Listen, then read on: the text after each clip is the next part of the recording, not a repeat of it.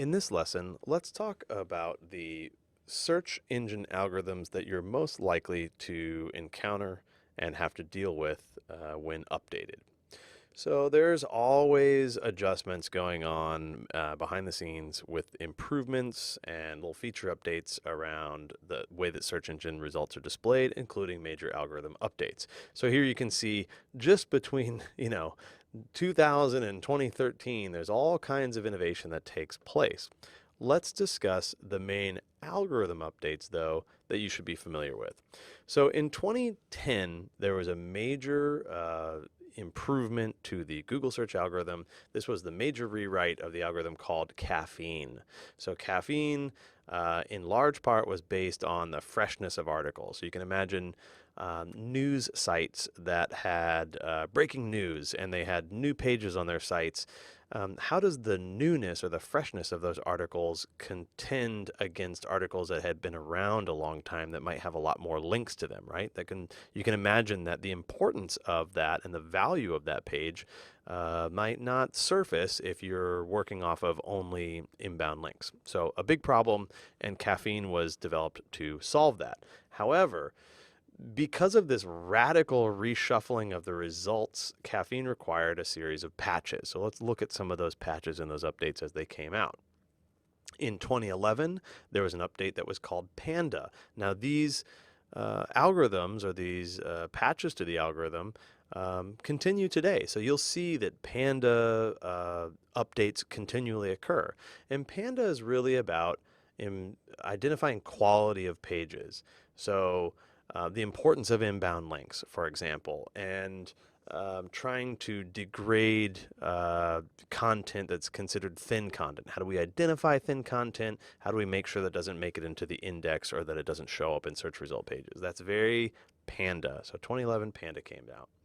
In 2012, an update was called Penguin, and Penguin is always being updated still. This is about identifying spam. How can we identify and reduce spam in search result pages? It also did something interesting where it could identify spam on individual pages rather than penalize or ignore entire sites that had a component of them that were spammy. So a little bit more targeted in terms of spam identification and reducing the incidence of spam in the results. And then in 2013 represented the next major rewrite of the Google algorithm, and this was called Hummingbird. We really live now in the world of Hummingbird. And the most important aspect of Hummingbird to understand is that Hummingbird is based on understanding entities of queries and the relationship between words. So it isn't just about typing in words to a search engine and having the search engine try to find pages that have those words on them. Hummingbird really changed the way that search engines understand the relationship between those words by, for example, reading pages and seeing how often word pairs show up or how often words show up in the same kind of article. When it's displaying results, it's displaying the results and trying to understand those results more like the way a human might, where we could say, for example, if you talk about an NFL quarterback is on a team, and that NFL quarterback went to a school and it had a position on the team at that school, and they have a coach. All of those different entities or concepts, Hummingbird tries to understand and turn them into semantic topic areas and understand things contextually that way. So a very interesting update that happened in 2013. Another pretty significant update as well was in 2016, and that one was called Possum.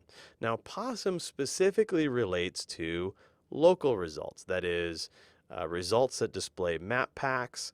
And what it does is it helps understand and bring into the ranking factors, the location of the searcher. So where are you when you're conducting the search? This radically changed the way that the search results for local results are displayed. So for example, if I am looking for a sandwich, right, and I say sandwich shop, and I'm on my mobile phone and I'm on one side of town versus the other, the results that are near me are going to be different. And so, in that sense, the competition increased amongst different businesses. Maybe I'm the best sandwich shop in Chicago, but I'm far from you when you run the query. So, even though in the previous world, prior to Possum, I might be considered the best and therefore show up number one, because I'm not close to you post Possum, maybe I'm not as high in the ranks in terms of those local pack results. So, quite a significant change. Possum really changed the game when it came to local results. So those are some of the updates that are salient. I hope you found that helpful.